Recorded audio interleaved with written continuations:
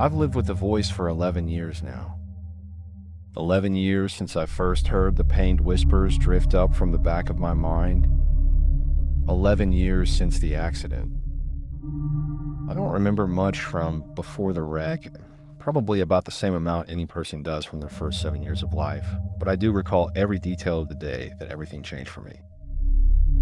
Maybe the trauma of it all seared it into my memories. My mother was driving me home from soccer practice, and some of her hair was draped over the back of the headrest. I was seated behind her, and when she refused to stop for ice cream, I grabbed a handful of the blonde strands and tugged hard. Distracted for a moment by the sudden pain in her scalp and turning to yell at me, she ran a red light. I'll never forget the look of terror on the young woman's face in the other car as she was about to T-bone us, nor her screaming expression turning towards the back seat just before the collision. My father was on the board of the highest-rated hospital in the city, and he ensured that we received the best surgeons and the best treatment. The passengers in the other vehicle, a young mother and her son, were not so lucky. Still, it was a miracle that I survived. The impact was right behind our car's driver's door, right where I was sitting. I should have been crushed. But I did not emerge completely unscathed from the incident. My face was shredded by broken glass and twisted metal, my larynx battered to permanently alter my voice, my eyes damaged, such that I was declared legally blind. Though losing the majority of my sight was probably for the best, as I was unrecognizable. With extremely powerful glasses, I was able to see just enough of my reflection to recoil in horror the only time that I ever felt brave enough to look into the mirror with them on. My parents found me sobbing in the restroom and calling myself a monster that morning. A few days later, they told me that we were moving away, that they were wanting to avoid me having to return to school and the onslaught of difficult questions or cruel ridicule from the children that knew me before. Clear.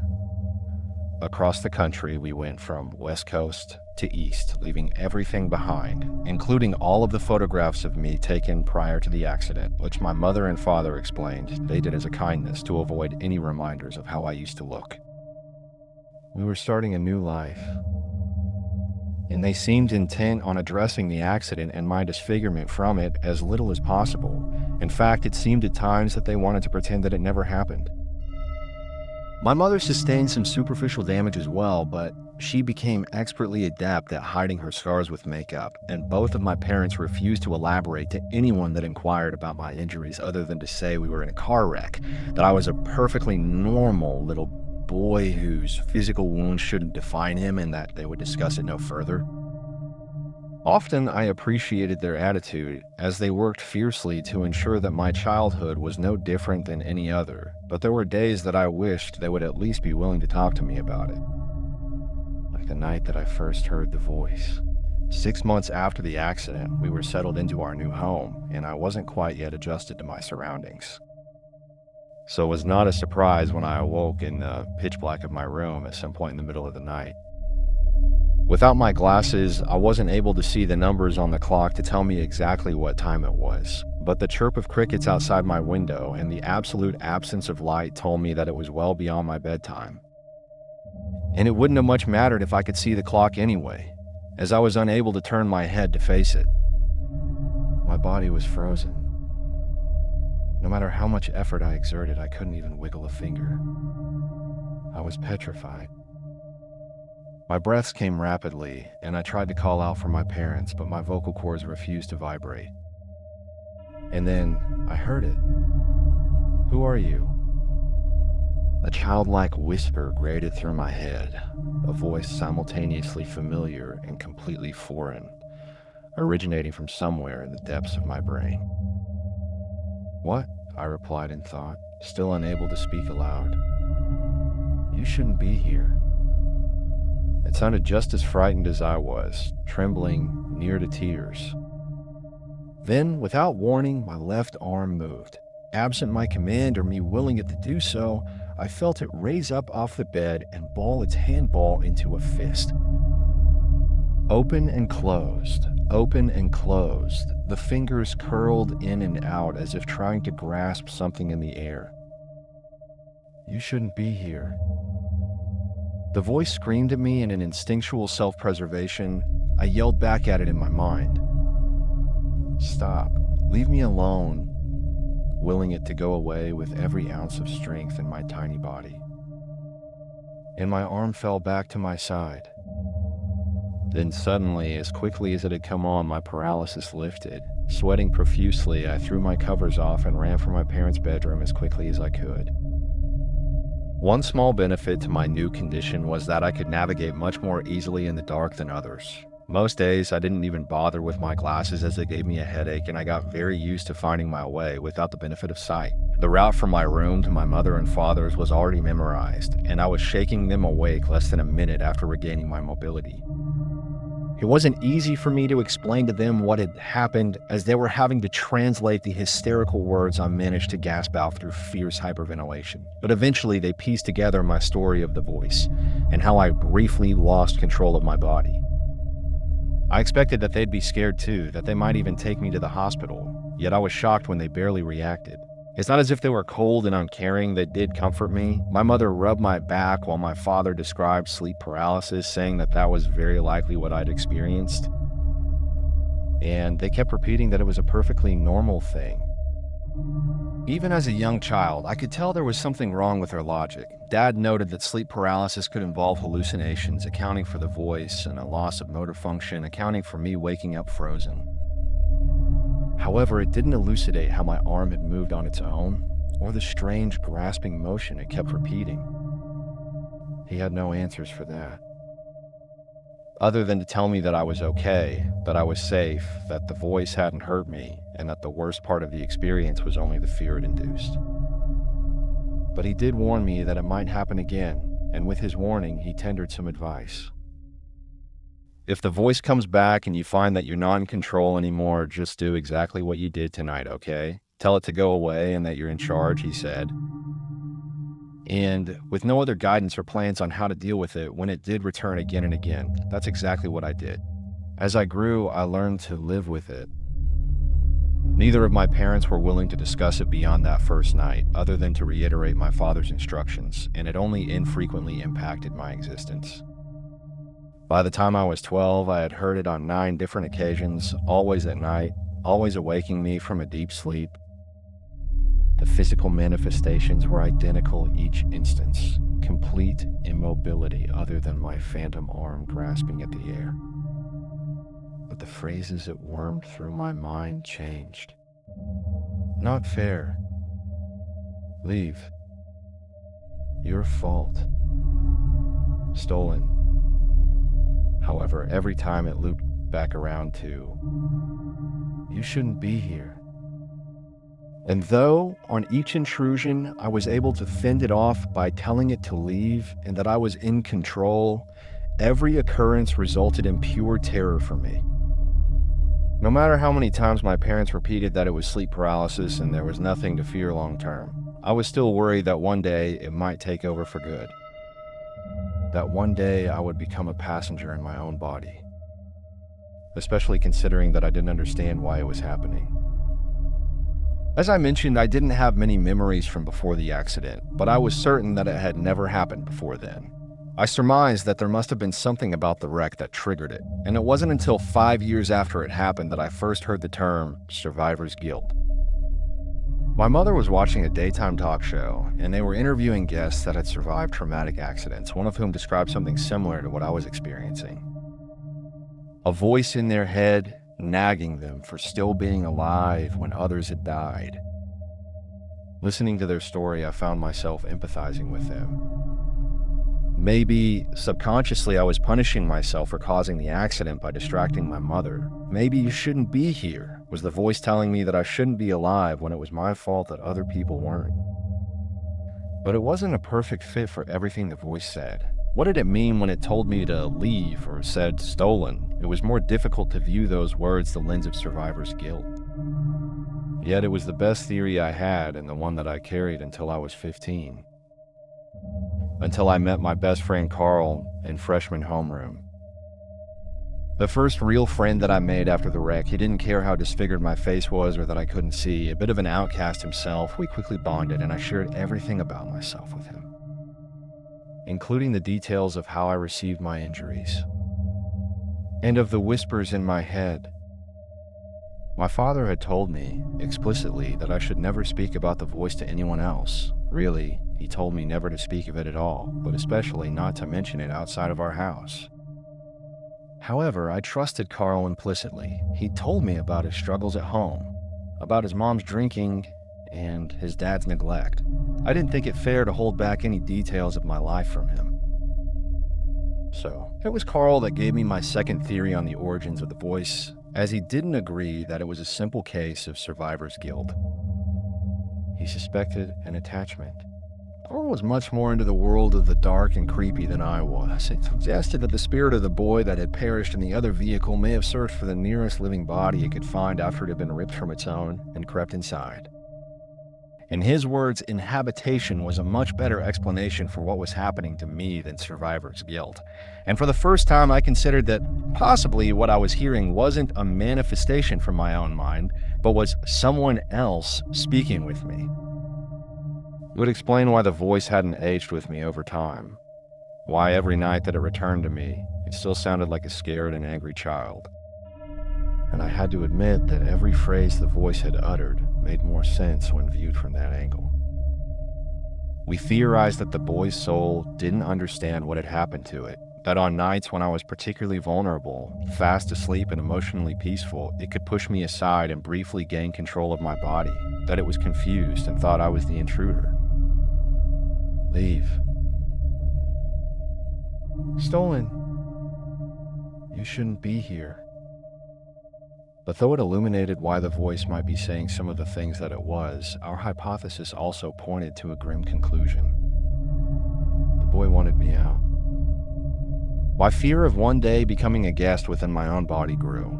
Previously, I'd worried that it was just my own brain that would disconnect its physical control from my mental directions. But now I pondered the frightful possibility that there was a spirit trapped within me that was actively trying to take over.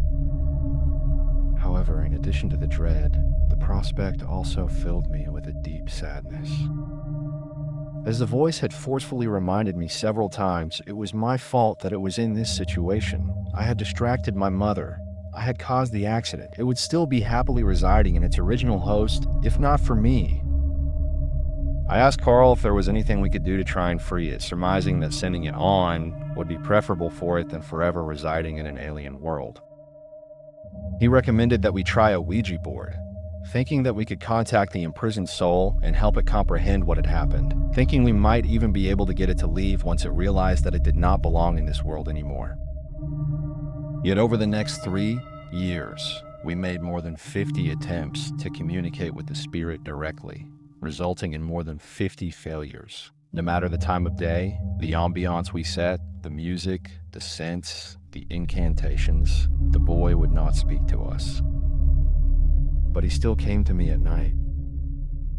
8 more visits during those 3 years, each time angrier than the last. Leave. Stolen. Mine. And each time, he became harder to push out. Each time he held control for longer. Carl was sleeping at my house during the most recent episode and was nearly killed when he attempted to stop the possession.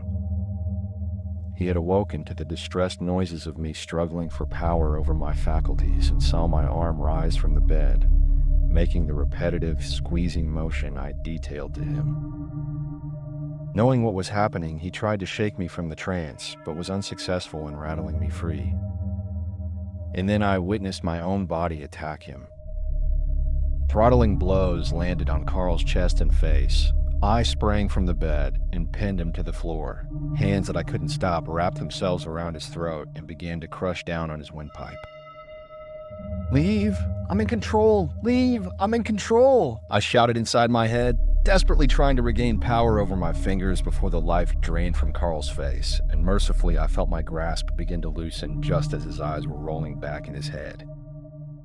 Collapsing onto the floor next to Carl, I heard him coughing and gasping for air while the voice screamed a final, defiant appeal before it receded to the depths of my consciousness. Give it back. Neither Carl nor I slept the remainder of that night. I apologized over and over for what I'd done to him, but he told me that it wasn't necessary. He knew that it wasn't really me that had attacked him. Yet he began to withdraw from our friendship. Up to that point, I think Carl had found my affliction to be a curiosity, something fun and mysterious to investigate. However, the attack had exposed the true reality of it to him, and he became just as afraid of it as I was. And any time that I asked him to hang out after that night, he made an excuse. The voice took the only real friend that I had in the world, and it made me furious. 11 years had passed since the accident. 11 years the voice had been punishing me for my mistake. I needed to be free of it. So I decided to share my story online on several paranormal forums, asking if anyone could help, looking for a medium or maybe even an exorcist that could pry the unwelcome spirit from me. And yesterday someone responded. "I've been looking for you," began the cryptic message in my inbox. "It's not a spirit you're hearing." Below those words, 2 photographs were pasted, one of my parents with me before the accident, and one of a young woman with 2 boys. A screaming face flashed through my mind, the young woman moments before her car impacted ours, and here she was again, smiling with her sons flanking her on either side. The older boy I didn't recognize, but the younger was familiar. I flicked between the 2 photos and realized how similar my younger self looked to her younger son. Similar age, similar hair color, similar eye color. We might pass for brothers too. But it wasn't just our similarities that bothered me. It had been over 10 years since I'd looked into a mirror with my glasses on. 10 years since I'd seen my face clearly. Or was it his face? I closed my eyes and forced the blurry image from that morning up out of the depths of my memories, and my pulse quickened when it came into focus. Beneath the heavy scarring, under the swelling and bruises, it wasn't the face of the boy with my parents reflected back at me. It was his. Shaking, I took my laptop with me to the nearest bathroom and looked at myself directly for the first time in a decade. Then, maximizing the image of the mother and her boys on the screen, I imagined what the younger would have looked like aged 18. And he stared back at me in the mirror. That moment, a splitting headache ripped through my skull and I dropped to the floor. Grasping my head, I shrieked in pain while a series of images cascaded through my brain. I was seeing the accident again, but not from my perspective. I was seeing it from his. My mother's car flew into the intersection, and it was too late for his mother to stop. She screamed and reached for the back seat where he was seated, and he stretched forward with his left hand to grab her arm. He was closing his fist to squeeze it just as the impact threw her through the windshield, and an instant later everything went black. He woke in the hospital weeks later, but was no longer the one in charge of his body. A new director had been installed. I'd been installed? The boy could hear my thoughts. He could see my memories. He knew an invader had taken control of his life, but he was powerless to do anything about it. And he watched as a man he didn't recognize shook hands with a surgeon, thanking him for saving his son's life, thanking him for being willing to perform such a radical procedure in order to do it. As the pain in my head began to wane and the scene from the hospital was replaced with the bathroom tile I'd toppled onto, I finally understood what the voice was. I understood what my father had done. I understood why my parents had never taken me to a doctor or to therapy to address the voice, why they had been so firm in their assertions that I'd tell it that I was in charge whenever it returned. They already knew what it was. In the boy's memories, it was a neurosurgeon that my father was shaking hands with. They were old friends. He was the one that saved my life. Though, he'd only saved part of me. The other boy hadn't perished that day, as they'd all lied to me. I had all but my brain, which they transferred to the surviving boy's body. He wasn't the intruder. I was. Lying there on the cold bathroom floor, my mind reeled with the horrifying truth that it was now burdened with. I'd made the boy a prisoner in his own body. Sobbing, I pulled myself to my feet and looked again at the anonymous message that had shattered my reality. And I found a few more short sentences beneath the photos. You killed my mother. You stole my brother's body. I will find you. I don't know what to do. I can't eat. I can't sleep. I crushed my glasses last night, never wanting to catch even a glimpse of my face again. I thought about trying to share control with my roommate, but beyond having no idea how to go about that, I'm terrified of what he'll do if I give him the reins. Because now that I know for sure he's in there, now that I know the voice isn't survivor's guilt or a wayward spirit, I can feel him. He's stewing there in the back of our head. Scared, furious, mutinous. He knows his brother is looking for him. And he's fighting to take over.